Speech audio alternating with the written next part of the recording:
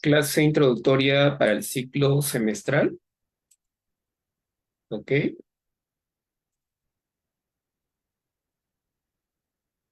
Soy el profesor a cargo del curso de filosofía, el profesor Segundo Montoya,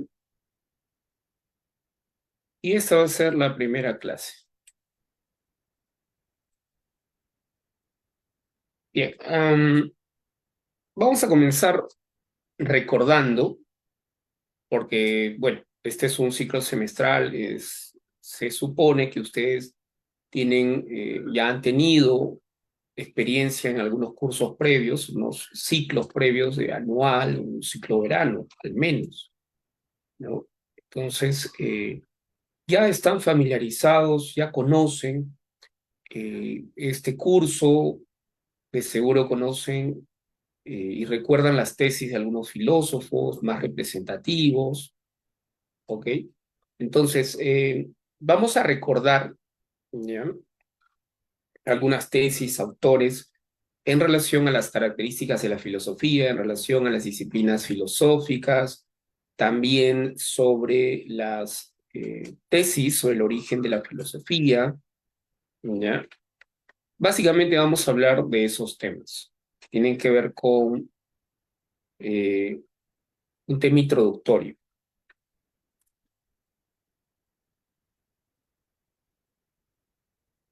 ¿ok? Muy bien. Eh, ¿Qué es la filosofía? Esta pregunta, ¿ya?, esta pregunta eh, representa un problema. Es un problema. Ya es un problema explicar el significado de la palabra filosofía. Eh, es tan diferente a la economía, a la historia, a la geografía o la biología. La filosofía no es una ciencia, ¿ok? La filosofía no es una ciencia. Ahora, algunos filósofos, sin embargo, algunos filósofos han definido la filosofía como ciencia, pero no es una ciencia. La ciencia tiene sus propias características. La ciencia como conocimiento tiene sus características. La filosofía tiene sus características, ¿ok? Comparten, sí, algunas características, pero no todas las características son compartidas, ¿ok? Entonces, preguntarse qué es la filosofía, preguntarse por el significado de la palabra filosofía, representa un problema.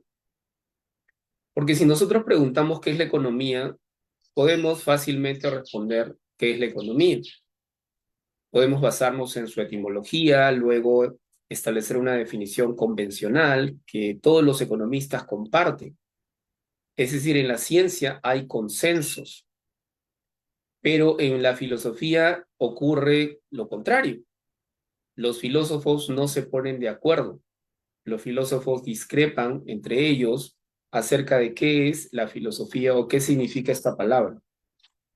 ¿Ok? A lo largo de la historia de la filosofía occidental, o de la filosofía de otros pueblos, de otras sociedades, la filosofía latinoamericana o la filosofía china, etcétera, cada filósofo tiene una manera muy particular de entender la filosofía, de definirla.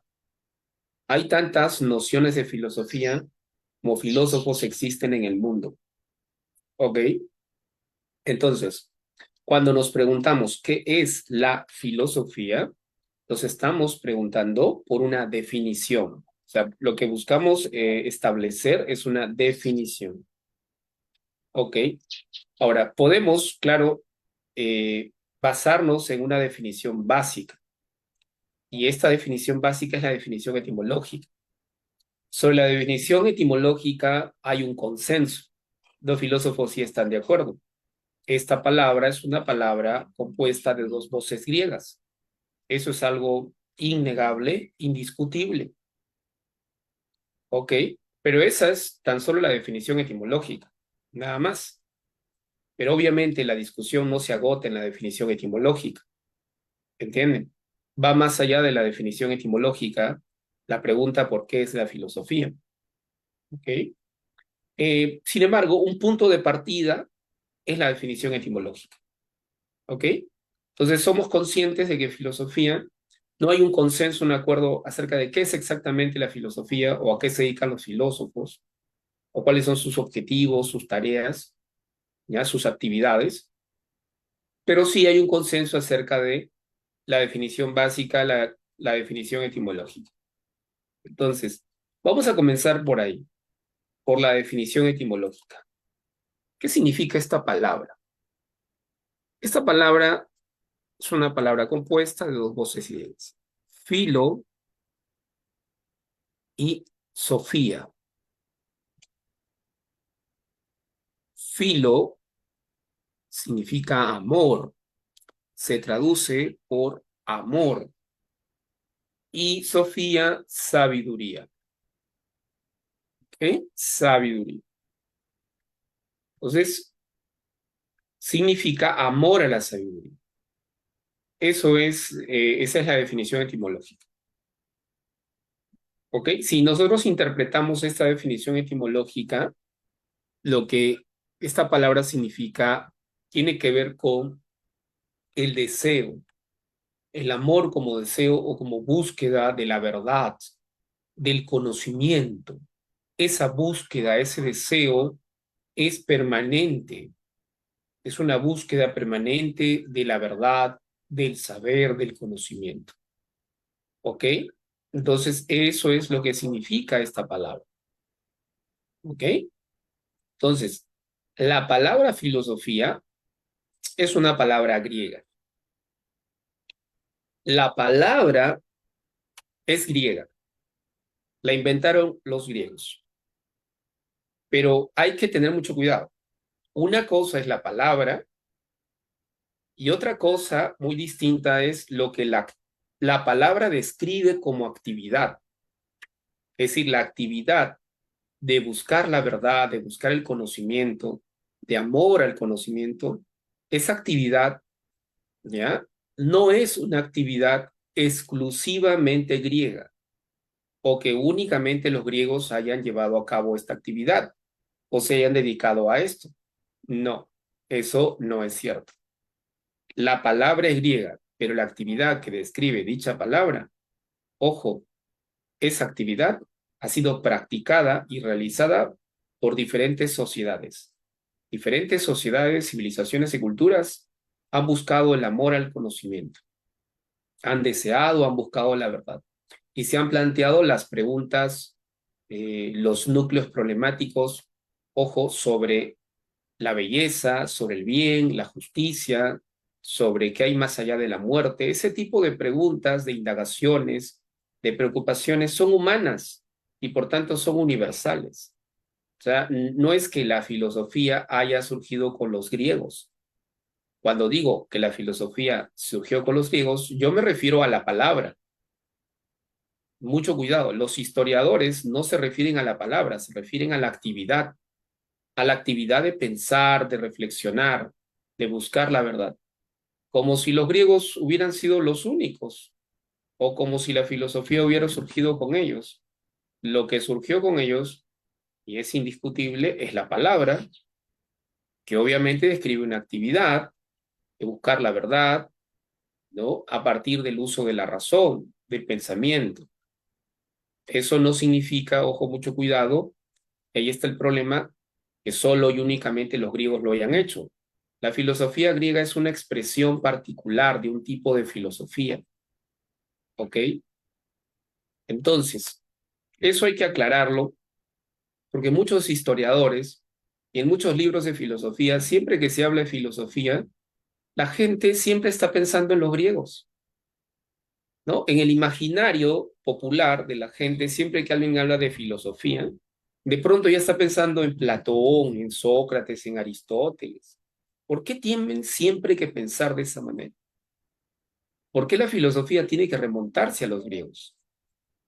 Entonces, en el imaginario de mucha gente, eso es debido a los historiadores son los responsables, ellos han narrado una historia oficial y siempre han colocado a los griegos como el comienzo de la filosofía. Y no solo como el comienzo, sino como el máximo esplendor y desarrollo filosófico en la antigüedad. y han dejado de lado a muchas civilizaciones y sociedades. Por ejemplo, ¿dónde queda la filosofía china? ¿Por qué siempre que escuchamos hablar de filosofía, siempre pensamos en los griegos? Sócrates, Platón. ¿Y dónde queda Confucio? Confucio fue un filósofo chino. Y este filósofo ¿ya? Tuvo un pensamiento ético y político muy interesante. Ese pensamiento ético y político se ha reunido a través de una obra, bueno, a través de los discípulos que redactaron una obra a partir de las enseñanzas de su maestro. Y esa obra se llama Las Analectas de Confucio. Entonces, los historiadores han asumido enfoques, perspectivas, ¿ya? Helenocéntricas, muy helenocéntricas de la filosofía, de la historia de la filosofía. Ellos son responsables, ¿ok? Entonces, hoy en día, si pensamos en filosofía, no hay que simplemente remontarse a los griegos, ¿ok? Actualmente se hace filosofía en diferentes partes del mundo. En América Latina también hay filósofos, no solo en Grecia o no solo en Occidente, en Alemania o en Estados Unidos. Entonces, hay que cambiar nuestra mirada, nuestra concepción de la filosofía, ¿ok? Entonces, si bien la palabra es griega, la actividad que describe dicha palabra no es, ojo, no se originó con los griegos, sino es una actividad exclusivamente griega, ¿ok? Profesor, pero para el examen de San Marcos, ¿la filosofía surge con los griegos? Sí, correcto. Para el examen de San Marcos, la filosofía surge con los griegos. San Marcos no hace preguntas por filosofía china u filosofía de otras tradiciones y sociedades. ¿Debería hacerlo? Sí, pero San Marcos no ha cambiado su enfoque. La Universidad de San Marcos tiene un enfoque muy helenocéntrico de la filosofía, helenocéntrico y eurocéntrico de la filosofía. ¿Entiendes?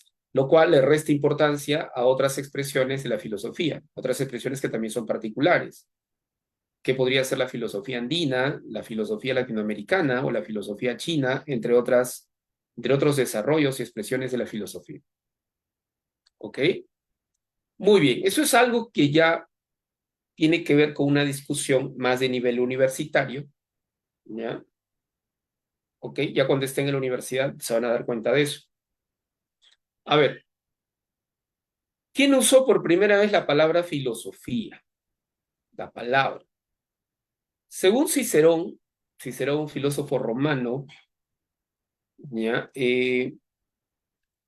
Fue Pitágoras. ¿Ok? Cicerón cuenta una historia en la que señala de que Pitágoras se encontró con un hombre, un personaje, una especie de rey, y en esa conversación el rey le pregunta a Pitágoras, ¿cuál es tu oficio? ¿A qué te dedicas? Y Pitágoras responde, yo me dedico a la filosofía, me dedico a filosofar, soy filósofo. Entonces, el nombre filosofía, dice Cicerón, apareció de esa manera. Fue Pitágoras quien introduce este nombre para describir su oficio, ¿ok? ¿Y qué significaba esa palabra? Pues se cuenta la historia, según la versión de Cicerón, de que Pitágoras le dice a este rey, ya a Leonte, un rey, le dice que, le cuenta una historia, le dice que le habla de los coliseos, ya, a los cuales van tres tipos de hombres, así como las Olimpiadas, ya, siempre van tres tipos de hombres. Y uno de estos tres tipos de hombres es el filósofo. Unos van a mostrar sus cuerpos, a exhibir sus cuerpos, sus músculos, sus habilidades para la guerra. Esos son los gladiadores, que van a competir, van a luchar. Otro tipo de hombres son los que van a hacer negocio, los negociantes, los comerciantes. Venden sus productos, ¿no?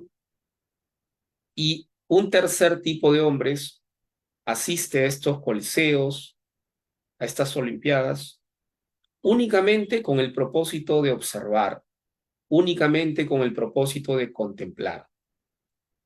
¿Ok? Contemplar, observar. Son espectadores. Estos últimos espectadores que solo van a ver lo que se hace y cómo se hace o por qué se hace, son los filósofos. Los filósofos se dedican a contemplar la realidad. Entonces ahí describe el oficio de filósofo como alguien que se dedica a contemplar, la contemplación de la realidad. ¿Qué quiere decir esto? Que el filósofo solo hace teoría. El filósofo teoriza, piensa, reflexiona, interpreta la realidad. Básicamente de eso se trata, una actividad teórica. De una actividad teórica, ¿ya? De análisis, de entendimiento, de comprensión de la realidad. Entonces, es eso lo que vamos a encontrar en esta versión de Cicerón sobre el origen del nombre filosofía, filósofo, ¿ok? Que se atribuye a Pitágoras. Muy bien. Ahora, entonces, según los historiadores, estos primeros filósofos griegos, ¿ya? Habitaron las colonias jonias en el Asia Menor, colonias griegas. Y ahí se desarrolló el primer periodo de la filosofía antigua clásica griega. Ese primer periodo se denomina periodo cosmológico o presocrático. Aquí en ese mapa podemos observar a Mileto. Aquí está Mileto. Mileto está ubicado en esta parte de aquí, ¿ya? Está al borde del mar, ojo, es un puerto comercial, era un puerto comercial. Era importante el comercio, donde no solo se intercambian productos, sino también se intercambia cultura, hay contacto con otras culturas. ¿Ok? Mileto vio en ese lugar y pudo entrar en contacto con diferentes hombres de diferentes pueblos y culturas y aprender mucho de ellos. Entonces, Mileto vivió aquí dice Éfeso, aquí vivió Heráclito, Heráclito de Éfeso, Pitágoras de Samos, y así varios de los filósofos presocráticos que corresponden al primer periodo, en las colonias jónicas del Asia Menor, entre los siglos séptimo, sexto antes de Cristo. ¿Ok? Muy bien. Los historiadores señalan de que la filosofía surgió con los griegos debido a un milagro que han llamado el milagro griego. ¿Qué quiere decir esto? Quiere decir de que solo y únicamente los griegos lograron dar el salto, dar el paso, un gran paso, ¿ya? Un gran salto que consiste en pasar del mito al logos. El paso del mito al logos, ¿qué significa? Significa el progreso del conocimiento. El conocimiento progresó con los griegos, pues fueron ellos, únicamente los griegos, quienes dieron ese paso, ese salto.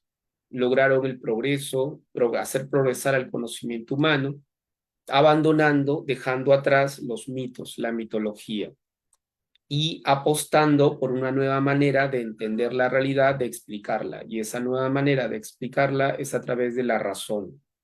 Logos significa razón, dejando de lado las explicaciones mitológicas, basadas en relatos fantásticos. Entonces, siempre los historiadores hablan del paso del mito a logos, ¿no? Y del milagro griego, ¿ok?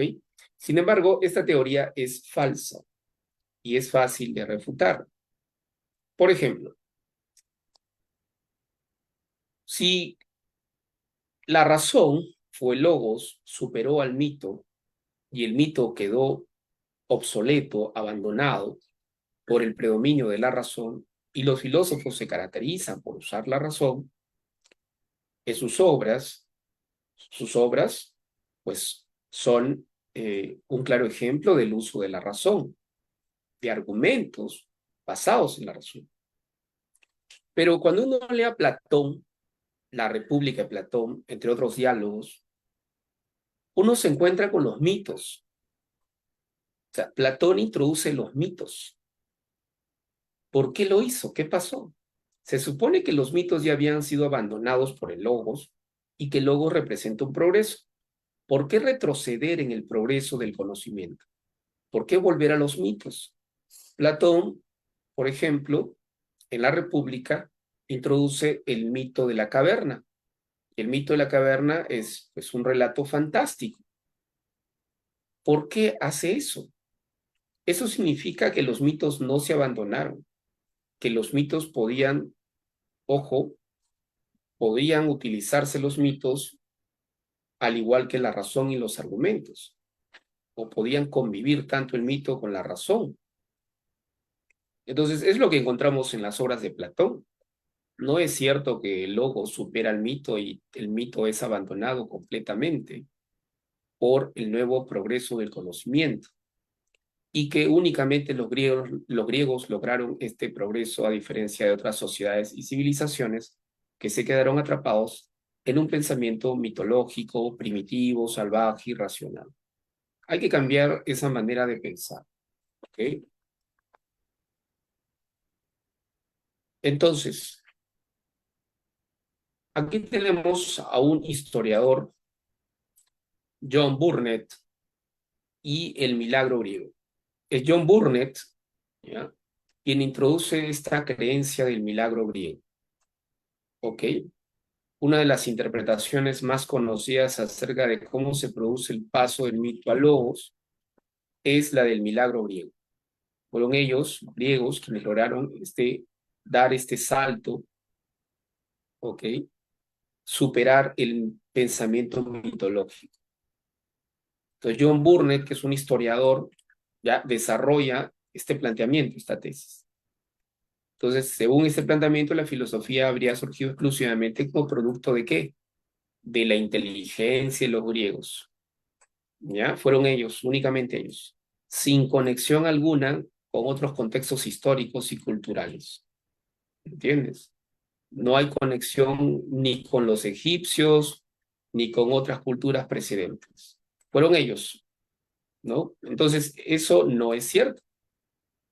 Entonces, hay que tener cuidado.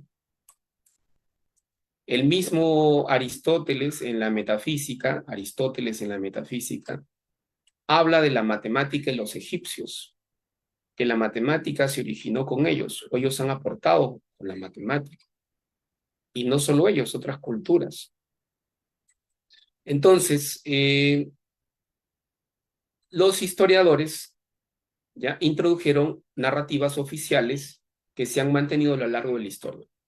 Y los profesores de filosofía que hacen simplemente repiten de memoria, de paporreta, ¿ya? Sin el debido análisis crítico de si es cierto lo que están diciendo o no es cierto. O sea, no lo discuten, simplemente lo aceptan. ¿Ok? Para el examen de admisión, esto es cierto. Pero fuera del examen de admisión de San Marcos, es recontra discutible, problemático y ya nadie acepta este tipo de planteamiento. ¿Ok?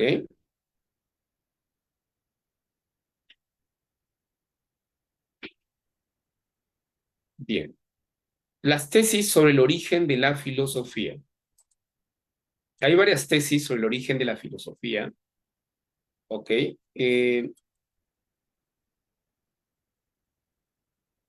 Aquí tenemos las más conocidas.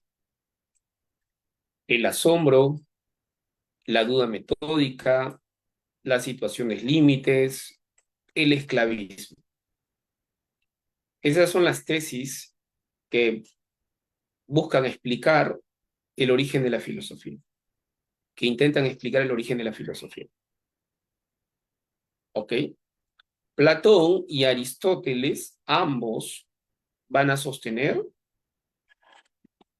el asombro o la admiración como el origen de la filosofía.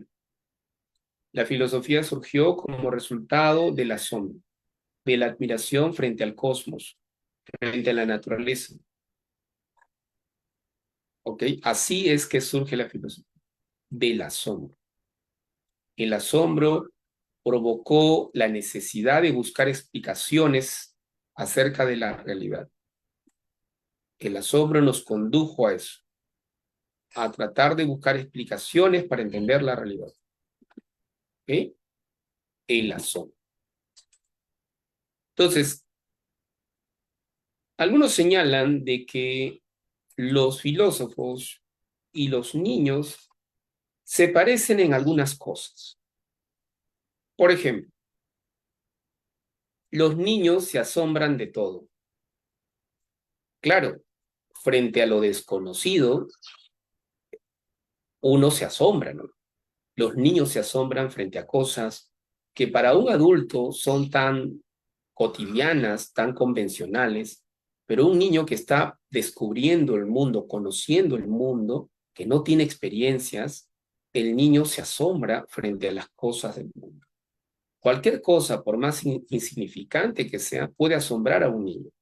Por ejemplo, que unas hormigas estén cargando una mosca que está seca o unas hojas, y unas hormigas estén cargando esas hojitas, puede ser objeto de asombro. Puede provocar el asombro de un niño, la admiración de un niño. También eso ocurre con los filósofos. Los filósofos se asombran, es lo que decía Platón y Aristóteles, ¿ya? Que es una característica de la filosofía, el asombro, que tiene que ver con el origen, ¿ok? El asombro, ¿ya? Entonces, esa es la tesis de Platón y Aristóteles. O sea, que ellos lo plantearon para los griegos, porque para ellos fue así, ¿ok? Pero yo tengo mis dudas al respecto. No necesariamente lo que se pudo dar en Grecia, o pudo originar en Grecia la filosofía, pudo haber originado la filosofía en otras sociedades, en otras culturas. Tienen que ver más con experiencias históricas, particulares o circunstanciales y contingentes. ¿Ok? Ahora, creer que, porque lo dijo Platón o Aristóteles, ciertamente el asombro originó la filosofía y el asombro siempre va a originar la filosofía en todas las sociedades, todos los pueblos, ¿no? La filosofía surgió como resultado o producto del asombro. Yo no lo creo. Yo creo que el asombro no es suficiente. Como estado psicológico no es suficiente para poder explicar el origen de la filosofía. La duda metódica cartesiana. Descartes planteó la duda metódica. La duda metódica es un procedimiento, por eso es metódica, porque es un proceso en el que primero dudamos y luego adquirimos o logramos la certeza. Es decir, la duda metódica es metódica porque nos conduce a la certeza. Dudamos para luego alcanzar la certeza. Entonces, es un procedimiento, es un método. Y en la filosofía se originó a partir de la duda. Es decir, los primeros filósofos comenzaron a dudar ¿de qué? De las verdades ligadas a la religión, de los mitos, de la superstición. Comenzaron a discutir, a plantear preguntas y problemas. Pues la duda como una actitud de sospecha frente a la realidad o frente a las verdades establecidas dio origen a la filosofía. Filósofo es el que duda, el que sospecha, el que discute, el que problematiza. Entonces la duda dio origen a esta actividad llamada filosofía. ¿Entienden? Entonces, para Descartes la duda es importante. O sea, es necesario que dudemos. Incluso en nuestra vida cotidiana, una cuota de duda, una mínima cuota de duda, de sospecha, es importante. Porque vivimos en una sociedad de mentiras, de engaños. Ya no podemos confiar en nadie. Los políticos mienten, son corruptos. Entonces, vivimos una sociedad donde la gente quiere solo lucrar, beneficiarse de algún modo, a costa de las mentiras, el engaño, la estafa, la extorsión, etc. Entonces hay que dudar siempre, sospechar de los demás. No hay que ser tan ingenuos y tan confiados. Las situaciones límites, esa es la propuesta de los existencialistas. Jaspers fue un existencialista. Entonces tiene que ver con la angustia existencial que provoca la muerte, las enfermedades o la pobreza, que son situaciones límites. O sea, solo en situaciones límites el hombre comienza a filosofar. La filosofía se originó en las situaciones límites. No cuando el hombre es feliz. Cuando el hombre es feliz, no necesita de la filosofía. Cuando el hombre es feliz, no necesita de la religión. La gente busca la religión y busca la filosofía cuando vive situaciones límites. La muerte, las enfermedades. Entonces, si uno se pone a pensar en el Perú, la gran cantidad de comunidades cristianas que hay, iglesias, ¿no? Una gran cantidad de comunidades cristianas, iglesias, capillas, por todas partes. Entonces, una explicación lógica de por qué es lo que está ocurriendo es que la gente está viviendo situaciones límites y busca respuestas, busca cobijo, busca un lugar donde le puedan dar una solución o una respuesta a su problema. Y justamente en la religión encuentran un lugar para poder aliviar esas preocupaciones, esos malestares. ¿Entienden? Otra alternativa sería la filosofía. Entonces, cuando el hombre es feliz, no se necesita de la filosofía ni de la religión. Cuando el hombre vive desgracias, es que la religión es necesaria al igual que la filosofía. Entonces, Jasper dice que la filosofía surge en situaciones límites que provocan angustia existencial en el hombre. Cuando el hombre se comienza a preguntar, imagínense, ¿no? Que alguien se enferme de cáncer y te quede poco tiempo de vida, es que comienzas a filosofar, te comienzas a hacer un montón de preguntas filosóficas sobre el sentido de la vida. Esa es la tesis de los existencialistas. El esclavismo, Marx va a plantear que el origen tiene que ver con el esclavismo. Tiene que ver con una situación económica, histórica y social, con un modo de producción, con relaciones de producción, donde habían amos y esclavos. Los esclavos eran la fuerza trabajadora. Ellos trabajaban y los amos gozaban del trabajo de los esclavos. Los explotaban. Si no fuera por los esclavos, la filosofía no hubiera surgido, porque mientras los esclavos trabajan, los amos se dedican a filosofar, se dedican a leer y a escribir sus obras.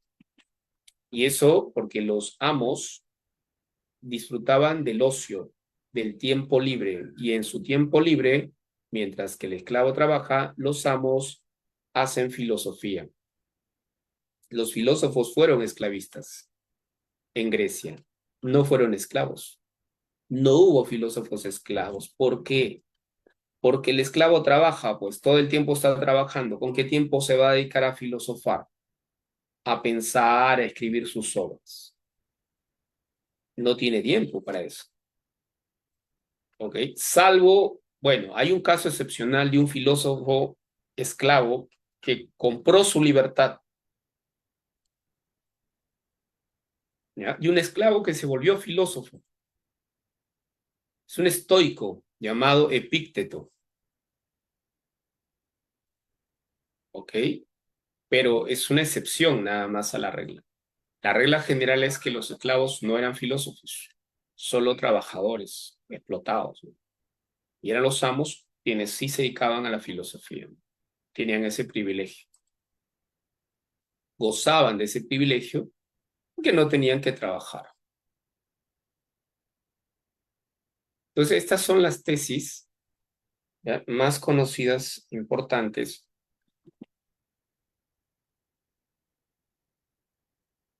sobre el origen de la filosofía.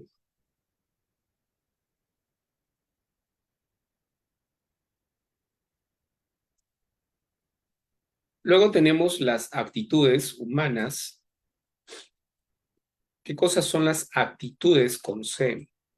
Son respuestas, son reacciones, reacciones frente a la realidad. ¿Cómo nosotros actuamos en el mundo? ¿Cómo reaccionamos, respondemos frente a diversas situaciones de la realidad? Actitud pragmática, actuamos buscando siempre el beneficio.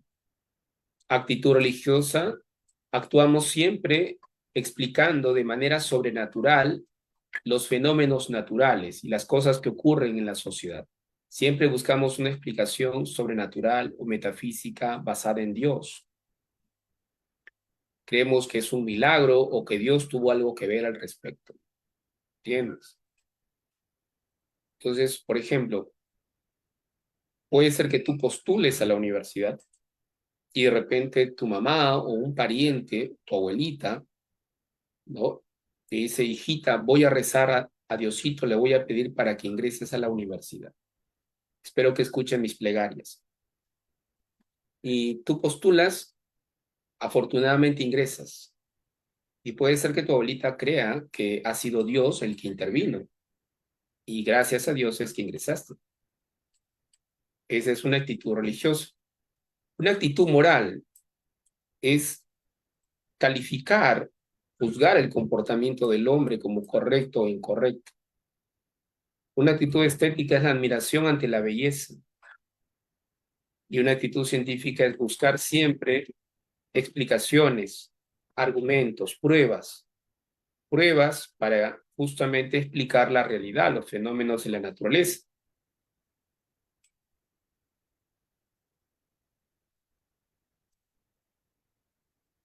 Ahora, las actitudes nos van a llevar a este otro tema. Es decir, de todas las actitudes también encontramos una actitud filosófica. ¿Qué características presenta la actitud filosófica y el conocimiento filosófico? Aquí están las características de la filosofía, o de la actitud filosófica y del saber filosófico. Vamos a recordar las características de la filosofía. Universalidad, por ejemplo, racionalidad o racional, también metódica, sistemática, crítica.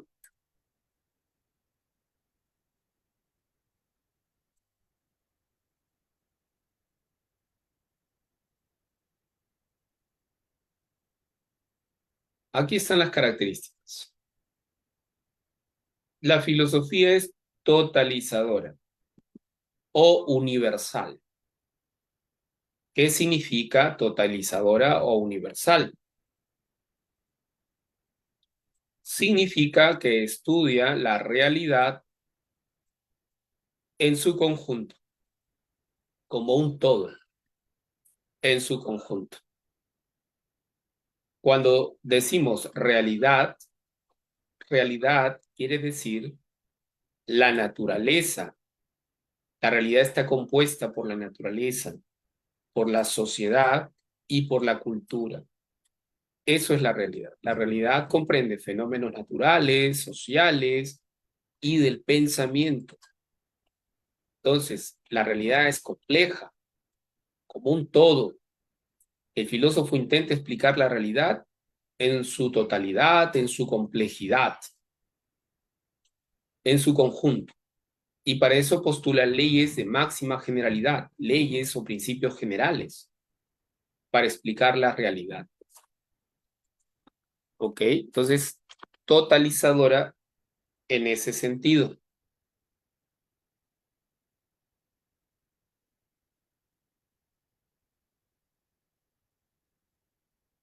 Radical. Radical, ¿por qué?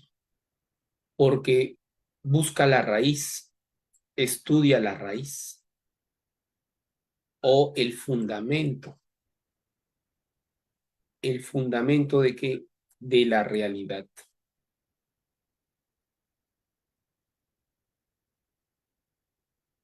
Estudia los fundamentos, los principios o primeros principios y causas, primeras causas de la realidad, de lo que existe.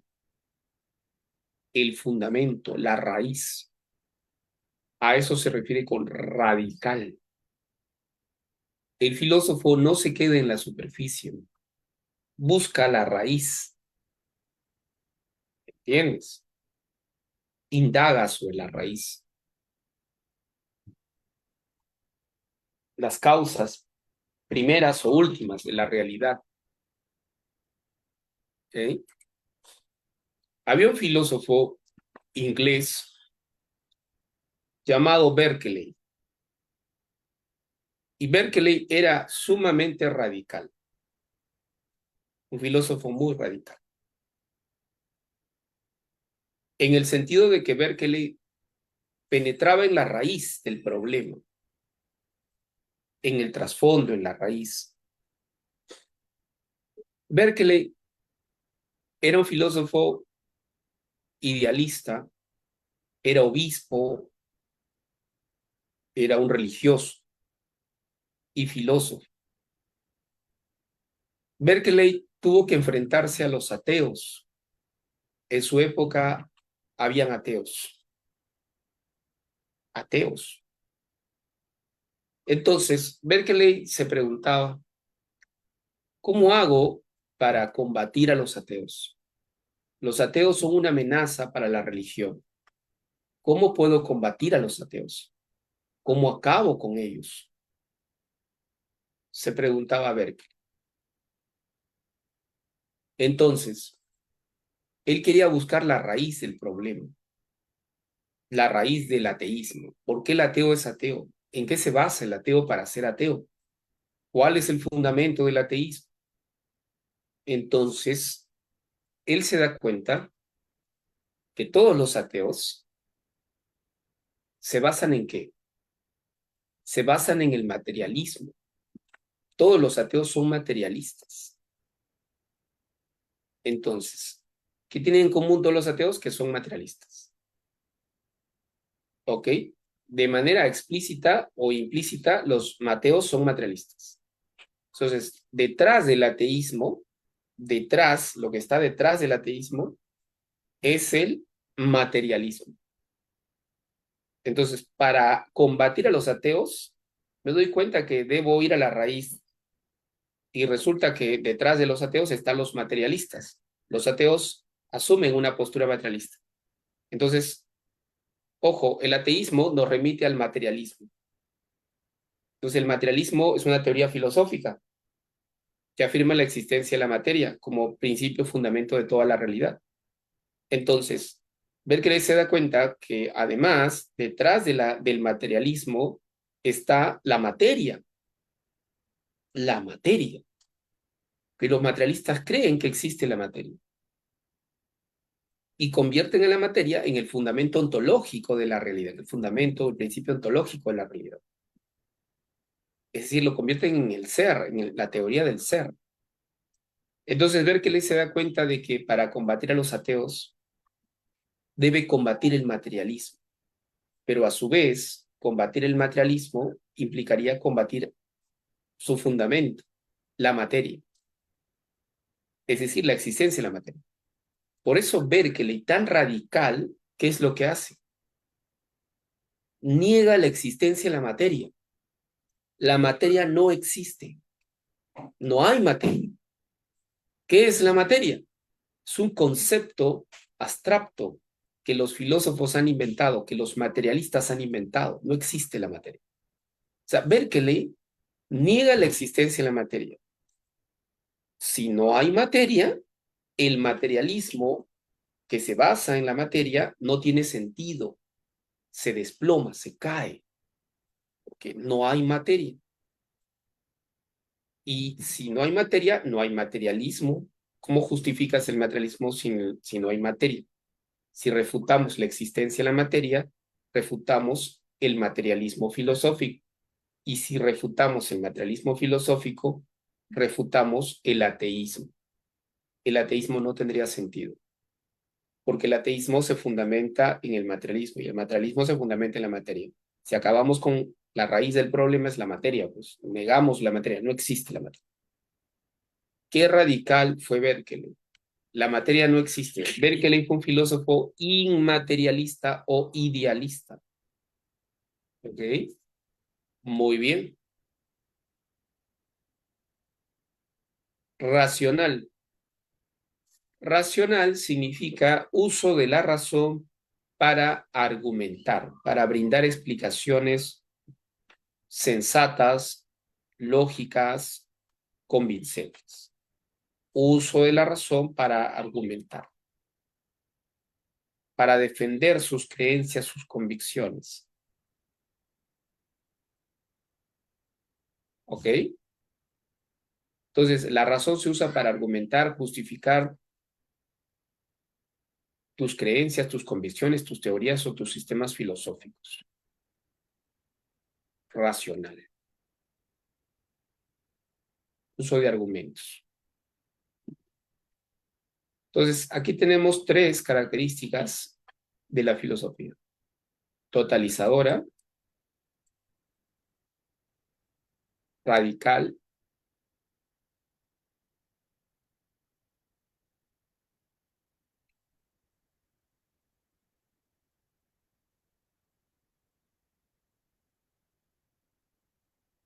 Otra característica, crítica. La filosofía es crítica. ¿Ya? Crítica, ¿por qué? Porque cuestiona, porque pone en tela de juicio.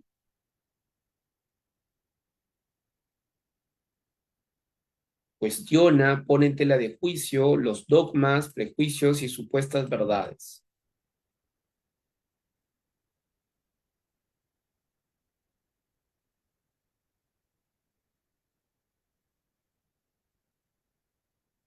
Crítica. Aristóteles fue discípulo de Platón. Aristóteles estuvo en la academia de Platón aproximadamente ¿cuántos años? ¿Alguien sabe cuántos años Aristóteles estudió en la academia de Platón? A ver, ¿quién me dice? ¿Cuántos años aproximadamente Aristóteles vivió, estudió en la academia de Platón? 1, 2, 3, 4, 10, 15, 20 años. ¿Cuántos años?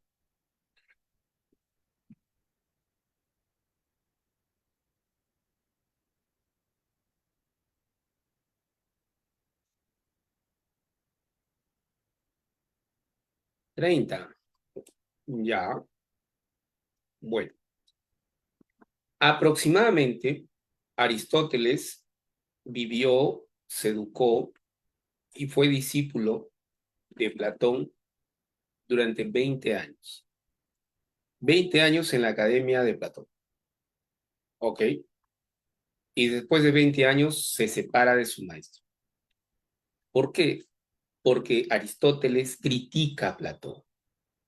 No está de acuerdo con sus ideas, lo cuestiona. Aristóteles critica la teoría de las ideas de Platón y Aristóteles va a plantear su propia teoría llamada la teoría de las cuatro causas.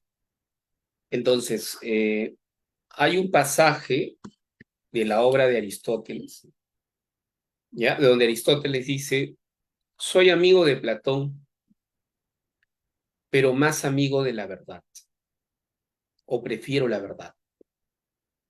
Entonces, lo que está diciéndote es, claro, lo que está haciendo es cuestionando a su maestro, abandonando al maestro, porque el maestro seguía pensando que su teoría de las ideas era, digamos, una teoría correcta, una teoría válida. Aristóteles no estaba de acuerdo, ¿ok? Cuestionó a su maestro. Y la relación ya no fue, pues, amigable entre ellos, ¿no? A raíz de las críticas que Aristóteles le planteaba a Platón. Problemática. ¿Qué significa problemática? Problemática quiere decir o significa formular preguntas, reformular preguntas, formular y reformular preguntas e interrogantes. Eso significa problemática. Los problemas son preguntas. Mejor dicho, las preguntas se expresan en forma de, ¿no? O los problemas se expresan en forma de preguntas, con signos de interrogación. ¿Ok? Entonces, los problemas se expresan en forma de pregunta. Las preguntas son problemas.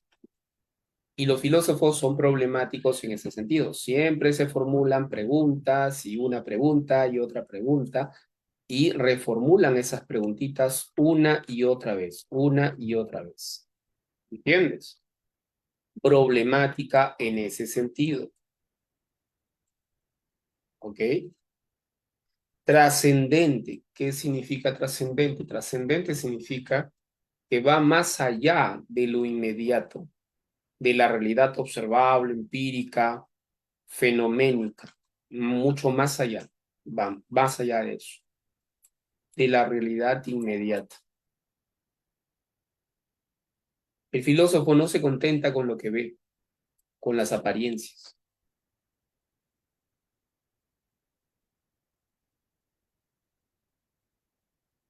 Sistemática. Sistemática tiene que ver con la organización, el orden, ¿no? Organización de ideas, de conceptos. Y esa organización de ideas y conceptos,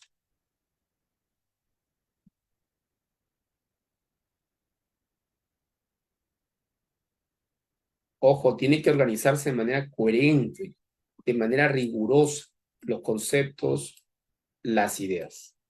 ¿Ok? Eso significa sistemática. La mejor forma de sistematizar las ideas, y no solo las ideas filosóficas, las ideas científicas o el conocimiento científico en la universidad, y esto es una recomendación ya para los cachimbos, cuando ingreses, cuando seas cachimbo, tus ideas están desordenadas. Eso siempre pasa. O sea, todo alumno que ingresa a la universidad ingresa con conocimientos, datos, ideas, pero caóticas, desordenadas. La mejor forma de organizar las ideas es a través de la escritura. Es recomendable escribir antes de hablar, antes de intervenir en la universidad en una clase, hacer una pregunta, algún comentario. Primero escríbelo. Lo escribes y te vas a dar cuenta de que debes ordenarlo. Y en la escritura lo ordenas. Te das una estructura, un sentido distinto. No es lo mismo que tú lo expreses de tu mente de manera directa, que tú lo escribas en un papel y luego lo organices mejor. Y es lo recomendable antes de hablar en la universidad, antes de preguntar o hacer un comentario. ¿Ok? Entonces, darle un orden a las ideas es fundamental y es parte también de la actividad o de la característica de la filosofía. ¿Ok? Entonces, estas son las características más importantes. ¿Ok? Más importantes.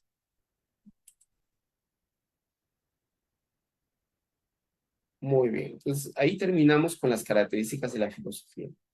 Totalizadora, radical, racional, crítica, problemática, trascendente y sistemática son algunas de las principales características de la filosofía. Otro tema importante son las nociones de la filosofía. Las nociones. ¿Ya? Hay tantas nociones como filósofos hay en el mundo.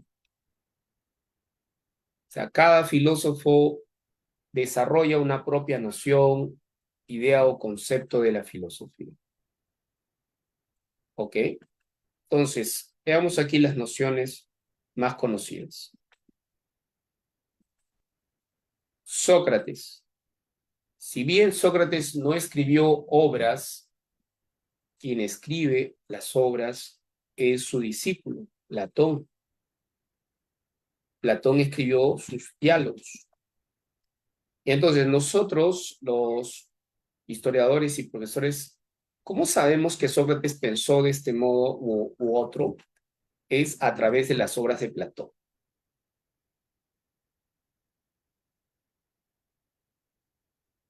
¿Ok? Entonces, para Sócrates la filosofía es dialógica, se basa en el diálogo. No hay filosofía sin diálogo. La filosofía se basa en la conversación, ¿ya? En el diálogo, ¿ya? En la conversación, en el diálogo, se basa la filosofía. Sócrates le gustaba dialogar en las plazas. Él se iba a las plazas públicas, al ágora, y estaba ahí todo el día, hablando, conversando, ¿ok? Entonces, la filosofía es una actividad dialógica que nos conduce a la verdad. Pues Sócrates buscaba la verdad universal.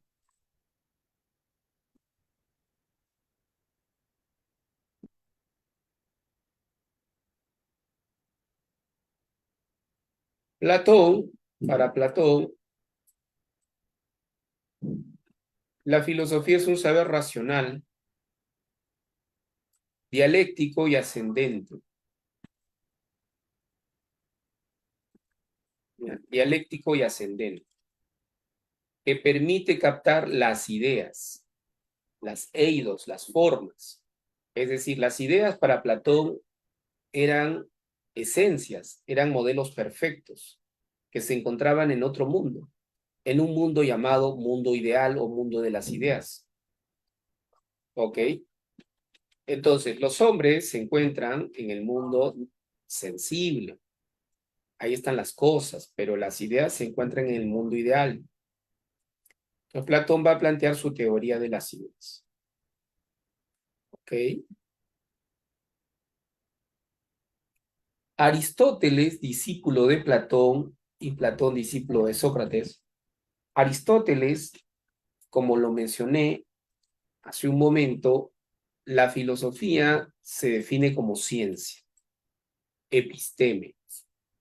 Filosofía es episteme, ciencia. Es una ciencia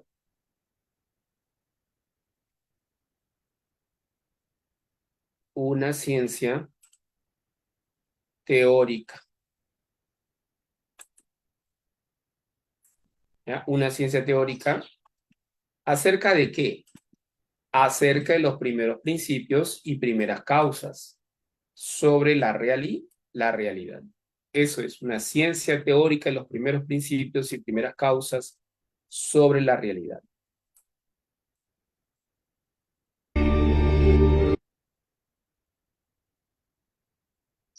Ciencia teórica de los primeros principios y primeras causas sobre la realidad.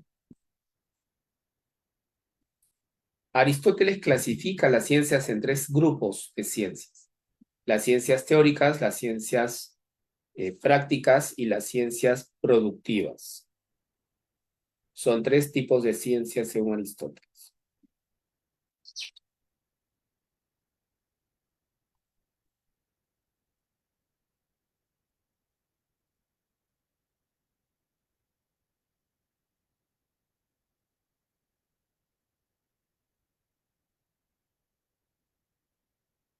Luego tenemos la definición o la noción de Epicuro. Epicuro fue un filósofo del periodo helenístico romano, un filósofo hedonista. Hedonista viene de hedoné, significa placer. Su filosofía está basado en el placer. ¿Ok? Para él la filosofía es un fármaco, es un remedio, un fármaco, un remedio que cura cuatro cosas. La filosofía es un remedio que cura cuatro cosas.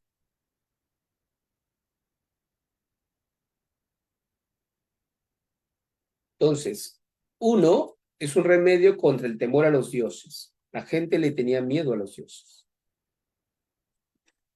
Dos, el temor a la muerte.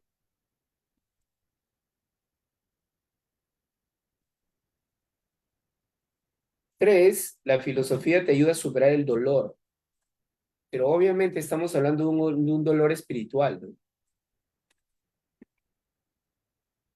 4, la filosofía permite acceder, ¿ya? Permite acceder al placer, al placer,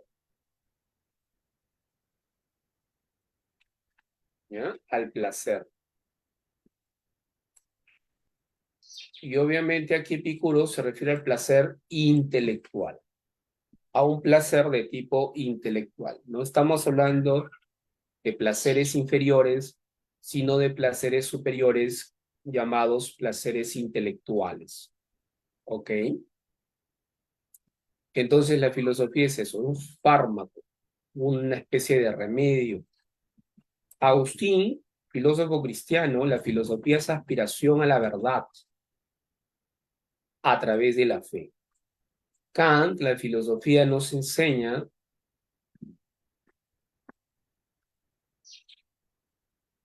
se enseña a filosofar. ¿Qué significa filosofar? Significa pensar por uno mismo. ¿Okay? Pensar por uno mismo. Entonces, sapere aude significa piensa por ti mismo. Ten el valor de pensar por ti mismo. Atrévete a pensar por ti mismo. Esa era la frase de la Ilustración alemana. Kant era un representante de la Ilustración en Alemania.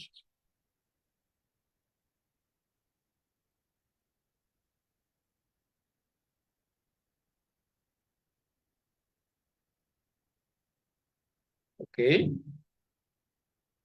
Pensar por uno mismo. ¿Eso qué quiere decir? Que kantianamente hablando, filósofo no es aquel que simplemente repite frases de memoria o repite lo que otros han dicho. No, filósofo es aquel que desarrolla su propio pensamiento, impulsa su propio pensamiento y lo desarrolla y lo expone. Es aquel que piensa por sí mismo. ¿Entiendes? Ese es el filósofo en estricto sentido. Los demás son historiadores de las ideas o profesores de filosofía, pero no son filósofos en estricto sentido.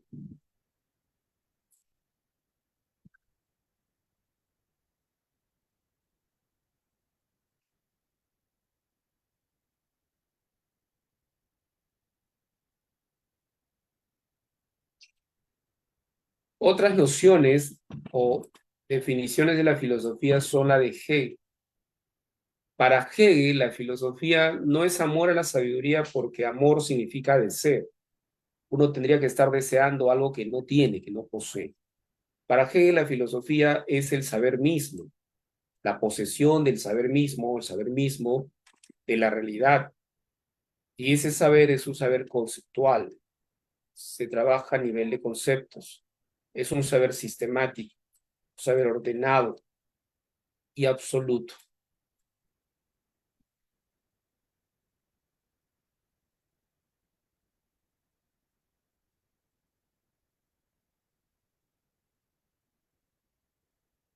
Marx, ¿ya? Marx, otro alemán, para Marx, Marx va a criticar a muchos filósofos por sus posturas idealistas y meramente teóricas.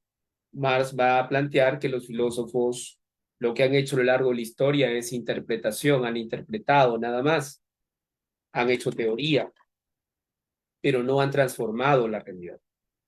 Los filósofos han hecho interpretación, pero de lo que se trata es de transformarlo, cambiar el mundo, cambiar la sociedad.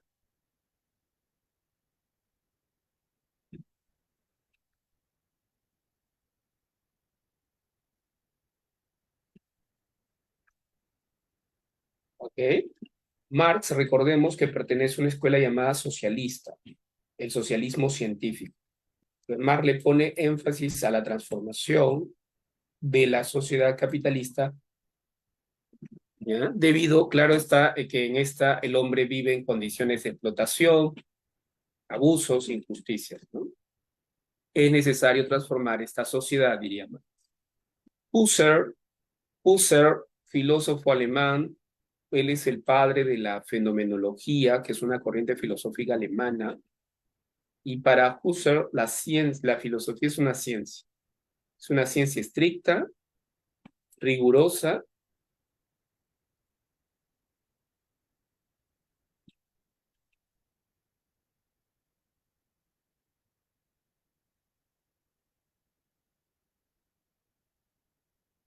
Muy bien. Entonces, Husserl, ciencia estricta y rigurosa de esencias. ¿Ya? Husserl decía, hay que ir a las cosas mismas, no hay que quedarse en la apariencia, en lo fenoménico, ir a las cosas mismas. Ir a las cosas mismas significa o significaba ir a las esencias. ¿Ya? Ir a las esencias.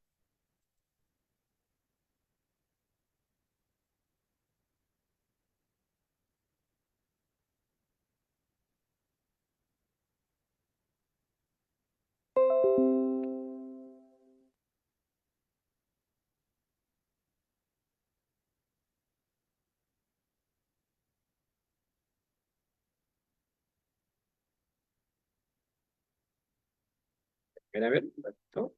¿Dónde está? ¿Dónde está? Ya.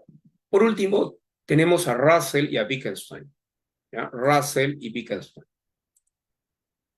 Russell, filósofo inglés, para él la filosofía es un saber que se sitúa en un nivel intermedio entre la ciencia y la teología. En el medio, o sea, entre las dos, en el medio, entre las dos, entre la ciencia y la teología, se encuentra la filosofía. Porque la filosofía aborda problemas relativos a la ciencia y problemas relativos a la naturaleza de Dios. Por eso es un saber intermedio. Y finalmente, Wittgenstein, ¿ya? Wittgenstein, este filósofo austriaco, ¿ya? Él es el filósofo del lenguaje, fundador de esta corriente, máximo representante de la corriente analítica y la filosofía del lenguaje. Pues la filosofía para Wittgenstein, ¿qué cosa es? Es una actividad. Es una actividad, ¿ya? De análisis lógico del lenguaje, es una actividad de esclarecimiento, de clarificación del lenguaje, clarificar las palabras, clarificar el lenguaje. De eso se trata. Es una actividad, no es una teoría, no es una doctrina. Con ella, ¿qué se busca? Se busca disolver. ¿Disolver qué? Los pseudo problemas. ¿Qué cosas son los pseudo problemas? Falsos problemas. Pero ¿cómo es que se originan los falsos problemas? Los falsos problemas surgen del mal uso del lenguaje. ¿Y qué significa mal uso del lenguaje? Significa usar un lenguaje metafísico. O sea, cuando se habla de esencias, de sustancias o de Dios, estamos hablando de un lenguaje metafísico, ¿ya? Y eso hay que disolverlo. Entonces, aquí hay una crítica a la metafísica y al uso de ese tipo de lenguaje, ¿ya? Los pseudoproblemas son provocados por el mal uso del lenguaje, es decir, usar un lenguaje metafísico. Por ejemplo, un pseudoproblema es el que se planteó Heidegger. Para los analíticos, un pseudoproblema es el que se planteó Heidegger en su obra Ser y Tiempo, ¿no? ¿Cuál es el sentido del ser? Preguntarse por el ser ya es un pseudoproblema, es una pregunta o un problema metafísico, ¿ok? Entonces, es eso lo que se plantea, ¿ya? Ahora, para finalizar, el último tema, ¿ya? Son las disciplinas filosóficas, las disciplinas de la filosofía, ¿ok? Las disciplinas. ¿Cuáles son las disciplinas, profesor? Las disciplinas filosóficas son la ontología. ¿Qué cosa es la ontología? Es el estudio del ser. Onto significa ser, logos, teoría. O sea, es la teoría del ser. Ah, ya entiendo. Eso es ontología. O sea, estudia el ser, estudia lo absoluto, Estudia el fundamento de la realidad. El fundamento de la realidad. ¿Ok? Ontología. Fundamento de la realidad. Teoría del ser. Antropología filosófica. La antropología filosófica estudia el origen y la esencia del ser humano. ¿Ok? Así es. El origen y la esencia del ser humano. ¿Ok? Por ejemplo, para Heidegger, el hombre es un ser para la muerte. La muerte es una certeza. Es cierto, vamos a morir, eso es inevitable, no podemos escapar a la muerte. El hombre siempre está pensando en el futuro y se proyecta. Muchos de ustedes se han proyectado y pronto van a ingresar, aunque no hay una certeza al respecto.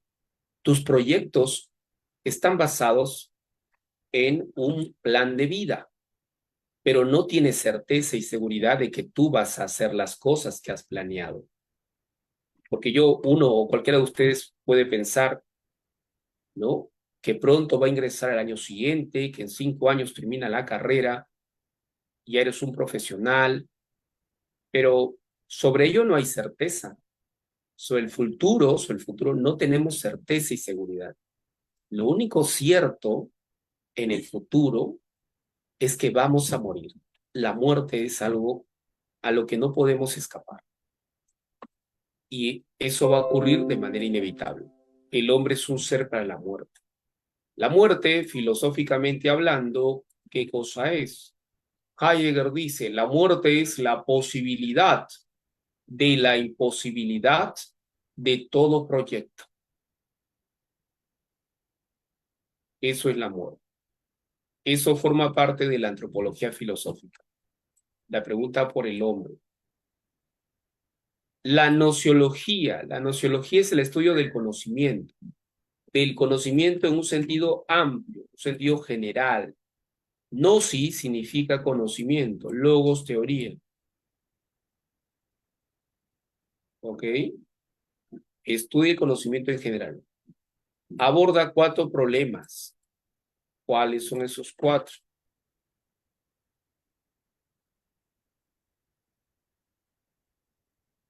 Los problemas acerca del origen, la posibilidad del conocimiento, la esencia del conocimiento, la verdad del conocimiento. O sea, ¿cuándo un conocimiento es verdadero? ¿En qué nos basamos? Nos basamos en, aquí hay teorías y criterios de verdad. La correspondencia aristotélica, por ejemplo, o el criterio de la evidencia, entre otros criterios. La nociología, conocimiento, sus problemas del conocimiento.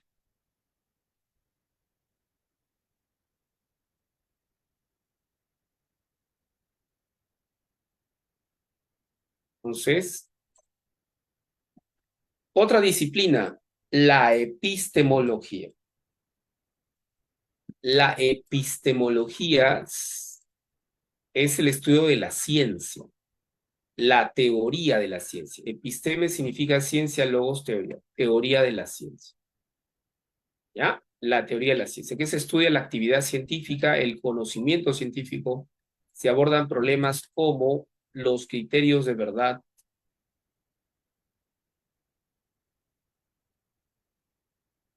el conocimiento científico, la actividad científica. ¿Qué problemas se abordan en epistemología? El problema acerca de los criterios de demarcación entre ciencia y pseudociencia, por ejemplo. Este problema es el principal problema epistemológico del siglo XX. El problema de la demarcación entre ciencia y pseudociencia. Es decir, diferenciar lo científico de lo no científico. Ese problema de la demarcación. ¿Ok? El principal problema. Sobre este problema se van a formular varias teorías, se van a plantear criterios y métodos. ¿Ok? Tú lo sabes muy bien. El Círculo de Viena, Popper, Thomas Kuhn, Feyerabend, entre otros. Esos autores son estudiados En epistemología. ¿Ok? En epistemología.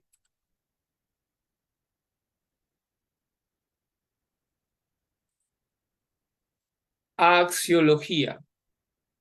Axiología es el estudio del valor, de lo valioso. ¿Ok? Aquí se estudian las teorías del valor, la naturaleza del valor, el fundamento del valor y los juicios de valor.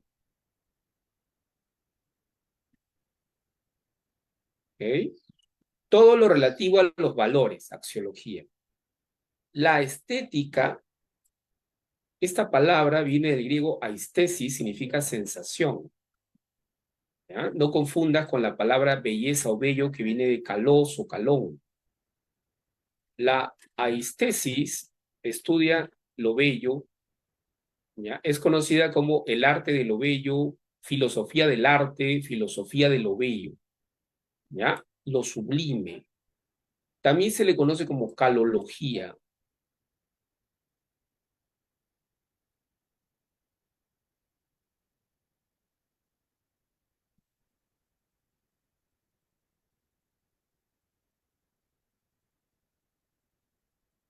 Ahora,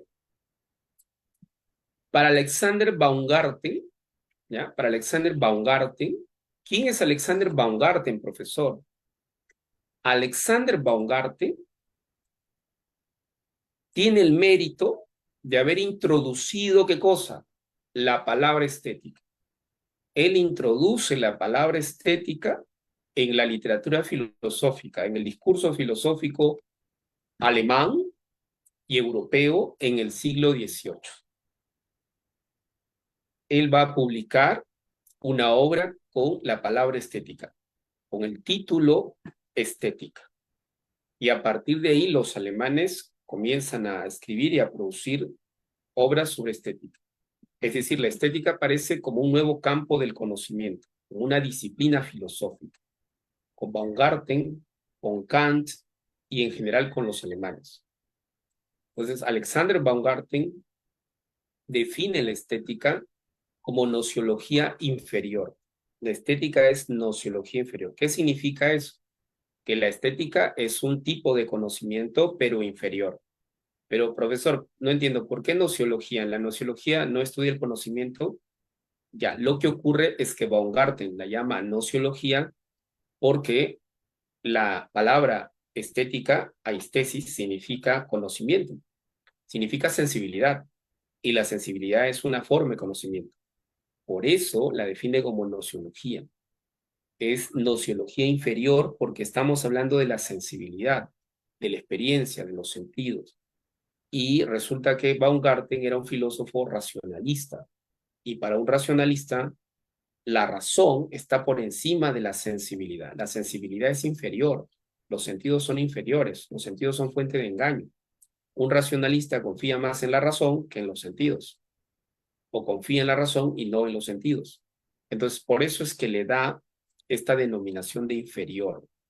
Por encima de la nociología inferior estaría la lógica, que es una nociología superior, porque la lógica se basa en la razón, en las leyes de la razón. Ah, ya entiendo. También la define como arte análogo a la razón, arte de pensar bellamente, ciencia de las bellas artes. O sea, le da varias denominaciones, ¿ya? Definiciones a la estética, pero es con Alexander Baumgarten, ¿entienden? Entonces, Alexander Baumgarten es importante para hablar de estética, para introducirnos en la estética, ¿entienden? ¿Ya? Por ejemplo, aquí yo tengo un capítulo dedicado a Alexander Baumgarten, esa es la obra de Baumgarten, la obra que publicó Baumgarten. Este es mi libro de estética, ¿ya? Es el único libro de estética del nivel preuniversitario, es un manual de estética que pueden utilizarlo estudiantes y profesores para dictar el curso, ¿ya? Este libro contiene la historia de la estética desde Sócrates, la estética de Sócrates, ¿ya? Pasando por la estética de Platón, de Aristóteles, mapas conceptuales, esquemas, resúmenes, hasta Benjamin, Adorno, pasando por Hegel, pasando por Kant, incluye estética latinoamericana y peruana, y finalmente también incluye movimientos artísticos contemporáneos. Impresionismo, neoimpresionismo, posimpresionismo, modernismo, cubismo, expresionismo, arte pop, etc. Entonces tiene resúmenes, aquí están las características de los movimientos artísticos y sus representantes. ¿Ok? Bueno, San Marcos hace 3 años que agregó estética al examen de admisión. ¿Ok? Y en los últimos años han venido preguntas sobre estética. Entonces es probable que venga en los exámenes, todavía faltan 2 exámenes la próxima semana, sábado y domingo, el examen de San Marcos. El examen de el sábado anterior y el domingo pasado no vino pregunta de estética, extrañamente no ha venido, pero en los anteriores sí se ha venido pregunta estética. En el reglamento, en el prospecto, sí está estética, ahí aparece estética como tema, ¿ya? Es extraño que en este examen, en el sábado y el domingo, no hayan preguntado.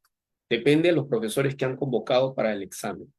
Puede ser que en el examen del sábado y domingo se venga al menos 1 o 2 preguntas sobre estética, ¿ya? En el examen de admisión del sábado y el domingo ha venido más preguntas de teoría de la ciencia, epistemología. Por ahí una pregunta de filosofía política. ¿Ok? Bien. Profesor, si estás interesado en adquirir este libro, ¿ya? Pueden adquirirlo aquellos que de repente no sabían del texto, no hay ningún problema, ¿ya? Lo pueden adquirir a través de mi persona, ¿ok? Les voy a dejar mi número, pueden yapear ese número.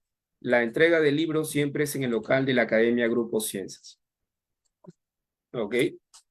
En los locales de la Academia. Puede ser en San Juan de Lurigancho, puede ser en el local de Comas. Previa coordinación, yo voy los lunes a San Juan de Lurigancho, al local de San Juan, y los viernes voy al local de Comas, ¿ya? Entonces, en cualquiera de esos locales están interesados. El costo del libro de estética hasta agotar stock es de 20 soles. Solo es un costo temporal hasta que se agote. Bueno, se agote el stock, ¿no? Que es un stock de 50 libros que quedan pendientes.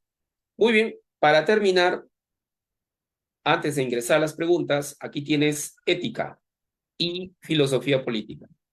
Estas son 2 disciplinas que también vienen en el examen. Ética, el estudio del fundamento racional de los actos humanos. Aquí se estudia la felicidad, la moral, la virtud, el deber, ¿ya? En ética.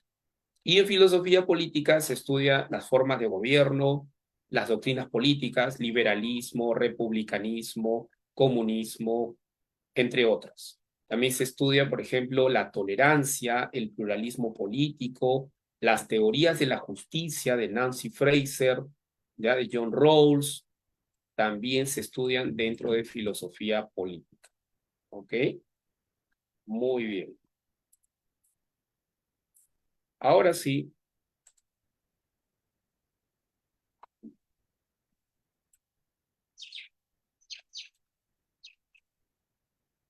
vamos a las preguntas.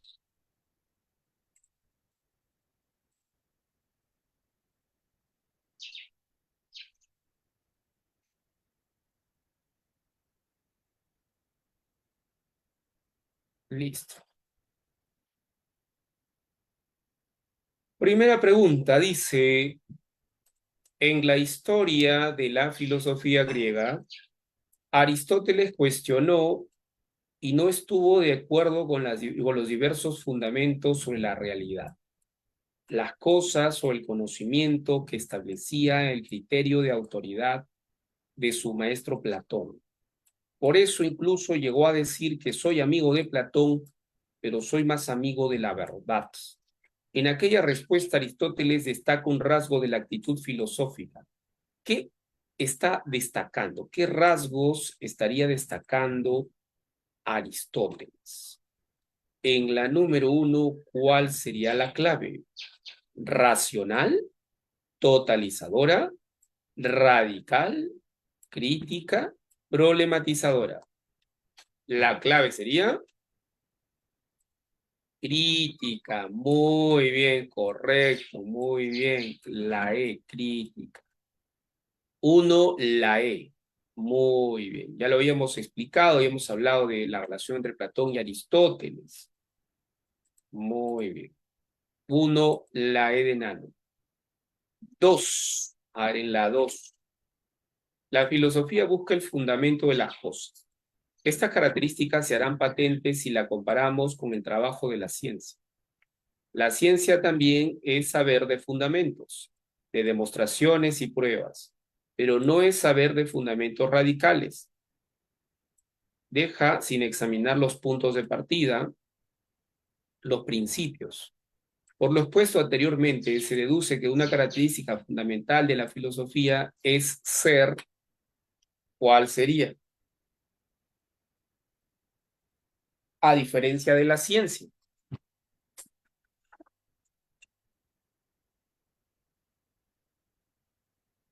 Clave sería la. Muy bien, correcto. Radical. Avioncito. 2, avión. 2, avión. 3. La analogía de sentido con nuestras palabras, filosofía, amor, eros, está en ella como filos, amistad, afecto, cariño. Así como eros se encuentra entre la indigencia y la riqueza, no poseyendo la belleza y la bondad, pero deseándolas, soñando con ellas. Peregrino del ser al ser, el filósofo se encuentra entre la sabiduría y la ignorancia. No es un ignorante, pues desea y ama a la sabiduría. No es un sabio, pues tampoco la posee.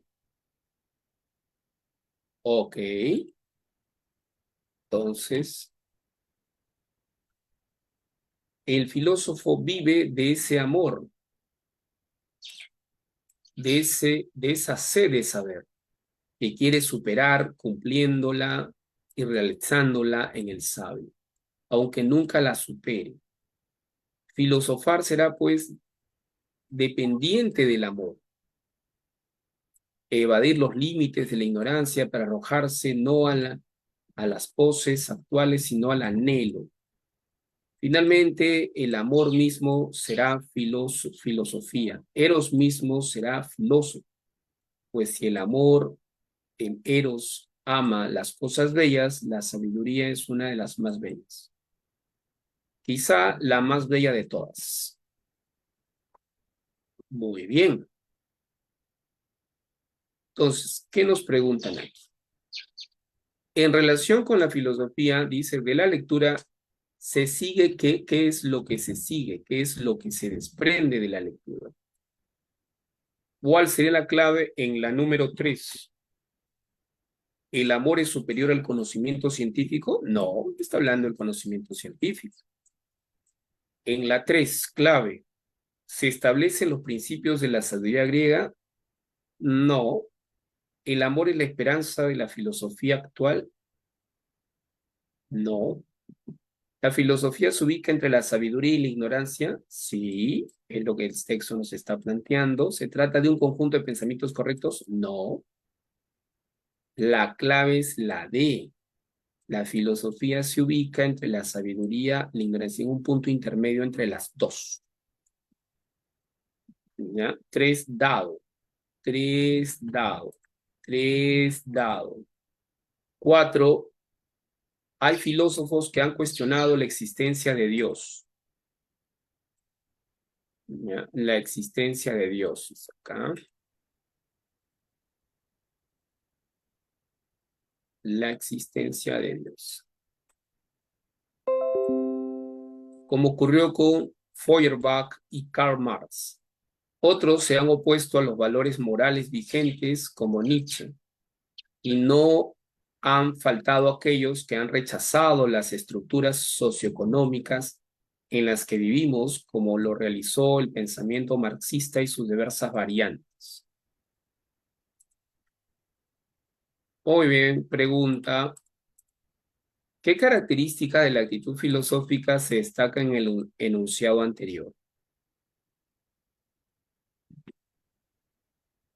En el texto nos hablan de cuestionamientos, de que los filósofos han cuestionado la existencia de Dios, los valores morales. Entonces, ¿eso qué quiere decir? ¿Qué características se estaría destacando? La D de dado. Crítica, muy bien, correcto. Cuatro dado. 5. En la metafísica, Aristóteles expresa que la filosofía es un acerca de los primeros principios y primeras causas de todo cuanto existe. ¿Ya? Entonces, de ahí que entre sus temas más importantes debe estar la naturaleza del ser supremo y la esencia de todo lo que existe. Por eso, un estudiante de filosofía sostiene que de la filosofía debe ser establecer cuáles son los primeros principios y primeras causas de todo lo existente. Ajá. Entonces,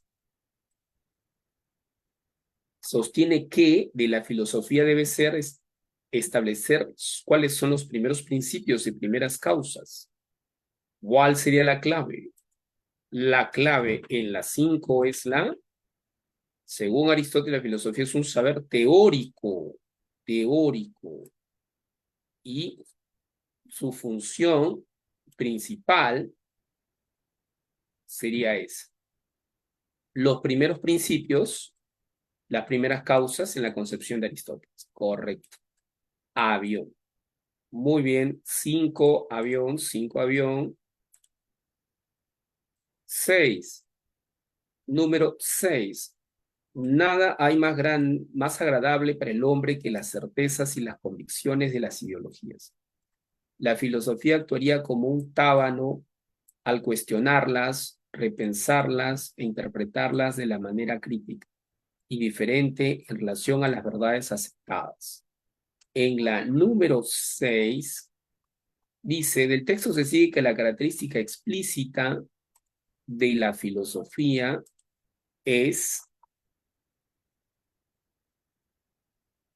tiene que ver con la voluntad crítica, siempre propia de la actitud filosófica, seguir una postura crítica, una postura siempre cuestionadora en la filosofía. La clave sería la enano. ¿Ya? Enano. 6, la E de enano. 7, Nietzsche dice, escribe una obra novedosa y polémica y la discusión del mundo antiguo y la cultura griega clásica que lo condujo al cuestionamiento esencial del cristianismo. Considera que la religión cristiana llevada hasta el final, el desprecio por la vida característico de la cultura occidental desde Sócrates y Platón, la supresión radical es necesaria para la aparición del hombre nuevo, del superhombre. De la lectura anterior se sigue o se desprende ¿qué cosa? Pregunta número 7. 7. Clave en la 7 es la...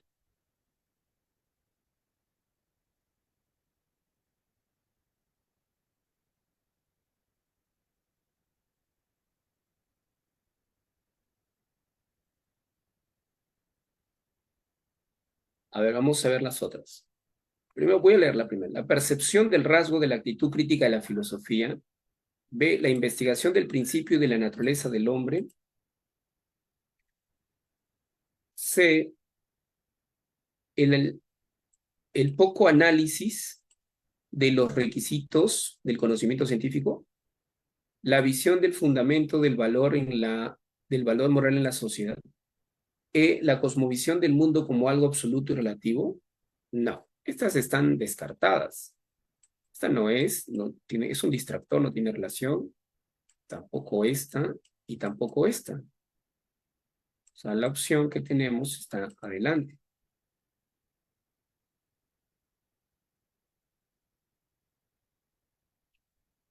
Y aquí habla del cuestionamiento, mira, del cuestionamiento esencial del cristianismo, cómo Nietzsche critica el cristianismo y el desprecio, claro, la crítica a la religión cristiana, a la moral cristiana. Lo que podemos percibir es la actitud crítica de la filosofía. Clave avión, 7 avión, 7 avión, 7 avión. 8. En el paso del mito a logos, ¿ya? La gran diferencia entre las dos clases de conocimiento, el primero, el mito basado en los dioses que gobiernan el mundo, el segundo, en el logos o la filosofía, un conocimiento basado en las teorías, sistemas conceptuales con un orden lógico para comprender el mundo. La diferencia que describe el texto es compatible a afirmar que, de la diferencia que describe el texto, es compatible a afirmar que, en la número 8, la clave, ¿cuál sería? Del paso del mito a logos es que el logos aparece con la filosofía. ¿Y el logos qué significa? Conocimiento racional. Ah, por tanto, la filosofía es un conocimiento racional, pues, que supera al mito, que sería más bien un conjunto de creencias, de relatos fantásticos irracionales. Entonces sería avión, 8 avión, 8 avión, 9, 8 avión, 9. Muy bien, muy bien, muy bien, están participando, muy bien. 9. La ilustración es la salida del hombre en su minoría de edad, de la cual él mismo es culpable. Es la incapacidad de servirse de su propio entendimiento sin la dirección de otro. Uno mismo es culpable de esta minoría de edad. Es un texto de Kant, donde Kant nos habla de la, ojo, de esta frase, sapere aude, de la ilustración, nos sale la ilustración, y esta significa atrévete a pensar por ti mismo, piensa por ti mismo. Es la divisa del pensamiento ilustrado según Kant. De lo leído acerca del pensamiento de Kant, podemos afirmar con respecto a la filosofía que podemos afirmar cuál sería la clave. El bien y la virtud son objeto de la filosofía. La estética se ocupa de lo bello y lo feo y lo ridículo. La axiología estudia el fundamento de valor. Pregunta 9, alternativa. A ver, ¿la nociología no está comprometida con la ética? Como disciplina teórica, posee una actitud racional. El texto de la ilustración sobre la ilustración de Kant está destacando la actitud racional de pensar por uno mismo. La clave es la E, enano. Clave enano. 9 enano. ¿Ok? 9 la E de enano. 10. En la número 10, ¿cuál es la clave? En la 10, clave. Desde el punto de vista, dice, desde el punto de vista de Ana María, los dos problemas más apasionantes de la filosofía se sintetizan en dos preguntas. ¿Cuál es el origen de nuestros valores, valoraciones, y cómo podemos diferenciar racionalmente las acciones buenas de las acciones malas? Ambas preguntas están relacionadas con dos disciplinas. Fácil. En la 10 la clave es la avión, pues. La primera pregunta por los valores, la segunda pregunta por la ética, por la moral. Avión. 10 avión. 11. 11. ¿Cuál es la clave en la 11? Un padre le dice a su hijo, dice, entre todos los saberes posibles existe al menos uno imprescindible. El de que ciertas cosas nos convienen y otras no. Me refiero, claro está, a lo que nos conviene si queremos actuar correctamente. En la número 11, la clave sería, dice, está relacionada con la disciplina filosófica denominada, lo que el padre le dice a su hijo, está relacionada con la 11 avión, ética, ética, 11 avión, ética. 12, última pregunta, Aristóteles. Aristóteles dividió las ciencias productivas prácticas y teóricas, en 3 grupos, en 3 tipos de ciencias. Esta última incluía la matemática, a la filosofía, la primera, a la filosofía segunda. Siglos más tarde, Dilthey estableció una separación entre ciencia del espíritu y ciencia de la naturaleza. El tema de la clasificación de las ciencias ha sido, pues, una preocupación presente en la reflexión de los filósofos en diferentes épocas.